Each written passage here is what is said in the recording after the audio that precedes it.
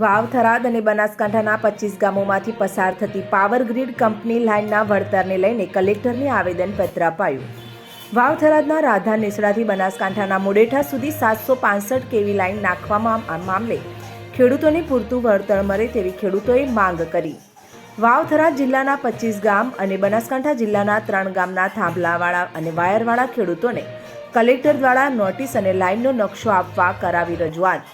સરકારની ગાઈડલાઈન પ્રમાણે ખેડૂતોના ખેતરમાં પ્રવેશતા પહેલા ખેડૂતોની મંજૂરી લીધા પછી ખેતરમાં પ્રવેશ કરવાની કરી માંગ, તો પાવર ગ્રીડ કંપનીના અધિકારીઓએ ખેડૂતોને સાથે રાખી પંચનામું કરવા ખેડૂતોની માંગ।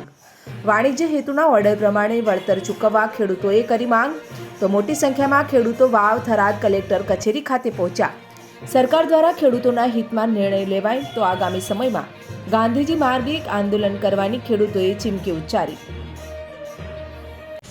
અમારી વેદના હતી કે રાધા નેસડાથી જે મોડેઠા જે 765 કેવીની લાઈન નીકળે છે એની અંદર અમારા નિર્દોષ ખેડૂતોના ખેતર આવે છે। હજી સુધી અમે મંજૂરી પણ નથી આલી, પણ આ પાવરગેટ કંપનીવાળા કામ ચાલુ કર્યું છે। એના અનુસંધાને અત્યારે વાવ કલેક્ટર સાહેબશ્રીને અમે આવેદનપત્ર આપેલું છે કે તાત્કાલિક આ કામ બંધ કરે, અને જેવી રીતે નવસારીના ખેડૂતોને, વાણિજ્યના ખેડૂતોને ચૂકવણો કર્યો હોય એના અનુસંધાને તમે જાહેરાત કરો, એના પછી જ ત્યાં કામ ચાલુ કરે એવું અમે આવેદનપત્ર આપીએ છીએ। સાથે સાથે સરકારને પણ કહેવા માગીએ છીએ કે અમારી માગણી જો સ્વીકારવામાં નહીં આવે તો ટૂંક સમયની અંદર રાધા નેહડાથી જે મોડેઠા સુધીના તમામ ખેડૂતો સાથે મળી અને આ ઉગ્ર આંદોલન થશે, અને આની જવાબદારી સરકારશ્રીની રહેશે, કારણ કે અમારી વેદના છે, અમારી માગણી છે, અમારા ખેડૂતોના હકની લડાઈ છે। જય જવાન, જય કિસાન।